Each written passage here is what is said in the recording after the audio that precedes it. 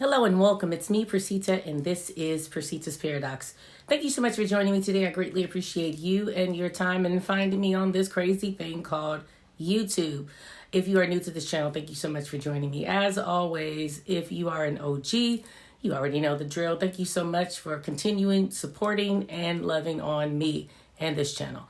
So today, here we are. It's the top of the week. We're feeling pretty good, I hope. I mean, I don't know about you, but I had a really intense, happy football situation going on. If you're a football fan, meaning a U.S. football fan, not a European soccer version of that word. But if you are a football fan, then you already know the drill.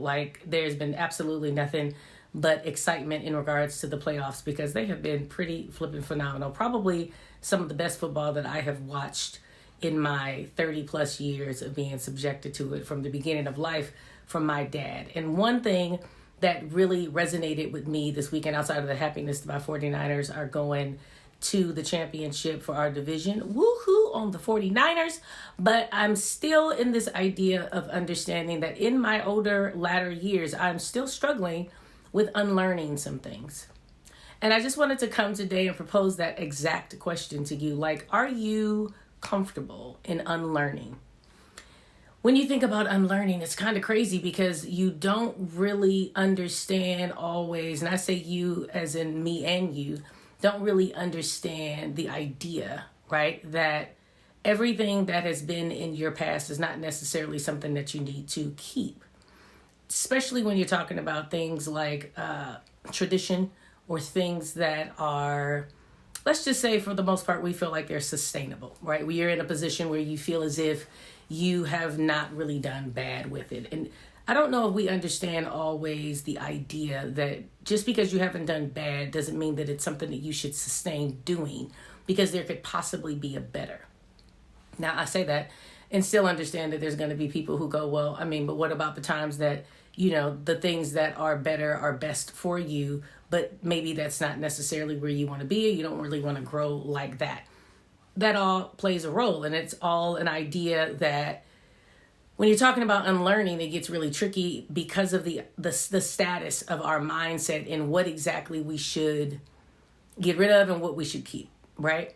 And when I say unlearning, I had this idea of what is it about me that has the vibe, right? I won't even say the analogy. I'll say the vibe of really wanting to perpetuate things that I've seen in my past, maybe from family or parents or something of the sort. And I want to emulate that, even though to some degree, I don't really feel like it was completely healthy for me. And you may say, well, that would be stupid. Okay, well, I'll challenge you on that and say, how many things do you actually continue to do right now that when you were, let's just say, the child and your parent was giving it to you, whatever that was, verbal or not, you remember actually feeling as if that was not something that you would be doing if you were a parent, let's just say, but you're actually doing it. How many times has that happened in other relationships? I use the parental because I think that's a very easy one, but if you really comprehend what I'm saying, how many times have you continued to do something instead of unlearning it and trying to create something new? You just stick with what it is that even though you know that it may not be the most efficient thing for you to do or the most compassionate or appreciative thing that you could do. I don't know. I really wanted to tell myself a few times, even in watching myself and watching football, and how my temperament was with my kids and what I really wanted to do. And, how you kind of isolate the day if you're, a sports fan, you really set up the day and you isolate it to do exactly what it is that you want to do. I remember as a child watching my father do that and actually thinking to myself, the game can't be that serious. And I say that because even over the weekend, I found myself having to unlearn that trait, unlearn the idea that, everything had to happen before or after the game. And, lo and behold, somebody wanted me to do something in the middle of any of the games, even the ones that, weren't necessarily as important to me. But I really started to say, something as simple as a sports event is a struggle. And then I started to think about how many other things in my life that, again, I know from experience that I didn't like the other end of whatever it was that I'm dishing, or the other end of what I know I've watched other people go through. And I've told myself many a times, I'll never do that. I'll never do that.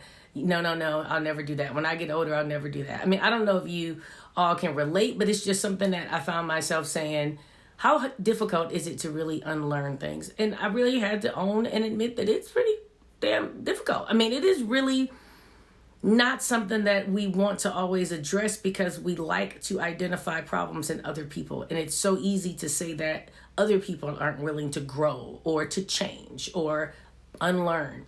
And you can use any adjective you want, but if you really catch what I'm saying, it all kind of lines itself up to be damn near the exact same thing with a little bit of a shift in the idea of one, you feel like when you're unlearning, you don't really feel like you've necessarily experienced it. And when you're actually in change, you've experienced it, both beginning and outcome, and you want to be in a space that you shift completely out altogether. When I'm thinking of unlearning, I'm saying it's not necessarily all bad, but it is definitely something that you can shift in maybe your dialogue or in your approach or in your ideology of it. Let's say it that way. So I don't know. I mean, it kind of messed me up a little bit because I thought to myself, there's things in my life that I really know the true outcome. And I don't know why I'm not willing to unlearn it and create another outcome. Still do what it is I need because the end result is still a good result. But the process, right? Really let me dig in. The process can be unlearned so that you can actually still achieve the exact same goal. Like watching the game was the goal, but I didn't have to necessarily do what I did the way I did it, but I could still have done something and watch the game, right? So I don't know. I don't know. It's just, it's kind of a ramble today because, it's the end of the month. I don't know about you, but, I work in a business where fiscally we're kind of always assessing at the end of the month. And I thought to myself, like, what can I start my new month out in understanding I can unlearn the process that I'm doing and create a new process? So think on that. Think on that and say, maybe she's just kind of crazy today because, over the weekend, there was this great football game and she lost her mind. That could be very true. And I will own that and absolutely be there. But in the exact same breath, I just wanted you to think about, what are you really struggling with unlearning? Let's just call it the process of unlearning the way that you need to do something and still achieve the result. Because again, it's not the result that is the issue. It's the process. So if you can imagine, it's not the destination, it's the road you're taking to get to the destination, because the destination is a requirement. But how many times are we going to keep driving down the same road instead of understanding there's a faster, more efficient, less convoluted way to do it? So let's think of unlearning like that. I think that's a really good way to think about it and a really good way to end this video. So as always, you already know the drill. I'm going to want you to do some things, and I'm going to want you to always reevaluate everything before you really shift and make decisions. Like really make sure you're thinking about it and make sure that all of it's aligning. But before you can even think about doing those things, you have to do the main three. And the main three will always be live your life authentic. Live life authentic. Thank you so much for joining me. Of course, I greatly appreciate you. Of course I do, because you're awesome. If you have made it this far, please be so kind as to like, share, comment, subscribe if you have not, because that's just ridiculous.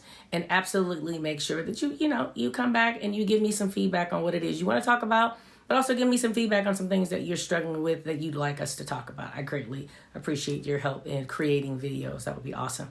Also, Percitas Paradox on Instagram is now back up and functioning, meaning I'm actually going to take the time to post there. You can find daily motivations there.